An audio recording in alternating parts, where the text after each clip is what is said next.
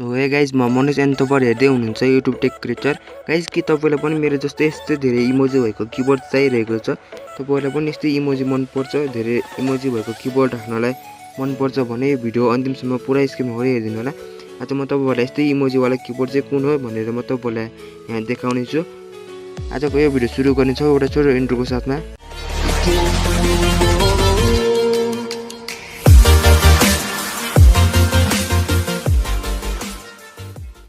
Guys तपाईहरुलाई चाहिँ यस्तै इमोजी वाला किबोर्ड हाल्नको लागि चाहिँ तपाईहरुलाई एउटा एप्लिकेसनको जरुरत पर्नेछ, जुनको नाम चाहिँ गाइज हाम्रो किबोर्ड हो। गाइज तपाईहरुले यो प्ले स्टोरबाट पनि इजिली डाउनलोड गर्न सक्नुहुन्छ र तपाईहरुलाई म डिस्क्रिप्सनमा लिंक पनि दिनेछु, त्यहाँबाट तपाईहरु यस्तै डाउनलोड गर्न सक्नुहुन्छ। तपाईहरु के गर्नुपर्ने हुन्छ भने यो मोबाइललाई इन्स्टल गरिसकेपछि तपाईहरु यसलाई ओपन गर्नु होला। तपाईले यसलाई ओपन गरिसकेपछि तपाईहरुले यहाँ देख्न सक्नुहुनेछ, तपाईले यहाँ देख्न सक्नुहुन्छ हाम्रो किबोर्ड। अब हाम्रो किबोर्डलाई छान्नुहोस् भनेको छ, तपाईहरुले यहाँ चयन गर्नुहोस् मा यसरी क्लिक गर्नुपर्ने हुन्छ र तपाईहरुको मोबाइल यस्तो अप्सन देख्नुहुन्छ र तपाईहरुले यहाँ हाम्रो किबोर्डमा सिलेक्ट गर्नुपर्ने हुन्छ। यसरी सिलेक्ट गरिसकेपछि तपाईले यहाँ देख्न सक्नुहुन्छ।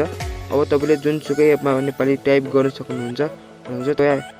तपाईले अब कुनै पनि एप युज गर्नुहुन्छ जस्तै फेसबुक, इन्स्टा, ट्विटर कुनै पनि युज त्यसमा चाहिँ तपाईहरुले इंग्लिशमा टाइप गरेर नेपालीमा सेन्ड गर्न सक्नुहुन्छ। जस्तै इंग्लिशमा चाहिँ तपाईहरुले यसरी यहाँ देख्नुहुन्छ, मैले यहाँ तपाईलाई शो गरिदिन्छु। तपाईले यसरी टाइप गर्यो भने तपाईलाई त्यहाँ नेपालीमा जानेछ र तपाईहरुले यसको थीम चाहिँ कसरी चेन्ज गर्ने भने तपाईले यहाँ थीमहरुमा यसरी क्लिक गर्नुपर्ने हुनेछ र तपाईले यहाँ देख्न सक्नुहुन्छ डिफल्ट थीमहरु भनेको चाहिँ तपाईले यहाँ चाहिँ ब्ल्याक, क्लासिक एन्ड ब्राइट मात्र यो तीनटा थीम मध्ये एउटा चुज गर्न सक्नुहुन्छ र तपाईले यहाँ मेरा थीमहरु भनेको चाहिँ तपाईले यहाँ चुज गरेर तपाईले आफूले बनाउनु पर्ने हुन्छ थीमहरु। तपाईले थीम चाहिँ कसरी गर्ने भने तपाईले यहाँ किबोर्ड ब्याकग्राउन्ड भनेको चाहिँ तपाईले यहाँ चित्र छान्नु पर्ने हुन्छ। तपाईले यहाँ ग्यालेरी, फोटो, क्यामेरा भनेको छ, तपाईहरुले यहाँ फोटो खिचेर पनि राख्न सक्नुहुन्छ र तपाईले ग्यालेरीबाट चुज गरेर पनि राख्न सक्नुहुनेछ। म चाहिँ कुनै एउटा फोटो चुज गर्नेछु गाइस, तपाईले यहाँ देख्न सक्नुहुन्छ। यसलाई चुज गर्नेछु र क्रप गर्नेछु र मैले क्रप गरे र तपाईले यहाँ देख्न सक्नुहुन्छ यो किबोर्ड चेन्ज भइसक्यो र तपाईहरु रङ चेन्ज गर्न सक्नुहुन्छ। यहाँबाट रङ छान्नुहोस् भनेको छ, तपाईले यहाँ कुनै रङ चुज गर्न सक्नुहुन्छ। तपाईले यहाँ देख्न सक्नुहुन्छ यो थीम चेन्ज भइसक्यो। तपाईले यहाँ देख्न सक्नुहुन्छ, तपाईले यहाँ ब्ल्याक, क्लासिक, ब्राइटमा तपाईले यहाँ ब्राइटमा चुज गरेर पनि राख्न सक्नुहुन्छ यसरी र तपाईले यहाँ देख्न सक्नुहुन्छ थीम प्रयोग गर्नुहोस् भनेको छ। तपाईले यहाँ क्लिक गरेर तपाईले थीम लगाउन सक्नुहुनेछ र गाइस तपाईले यहाँ देख्न सक्नुहुन्छ किबोर्डमा थीम चेन्ज भइसक्यो।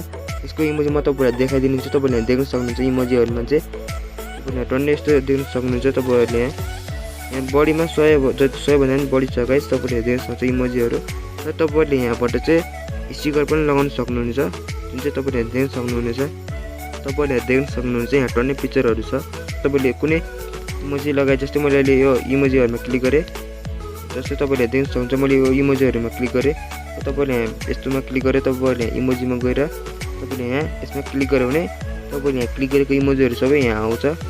तपाईले यहाँ देख्न सक्नुहुन्छ। आजलाई यति नै गाइस। भिडियो मन पर्यो भने भिडियोलाई लाइक गरिदिनु होला, साथसाथै च्यानलमा नयाँ हुनुहुन्छ भने च्यानललाई सब्स्क्राइब गरे बेल आइकनलाई प्रेस गरिदिनु होला। Bye bye.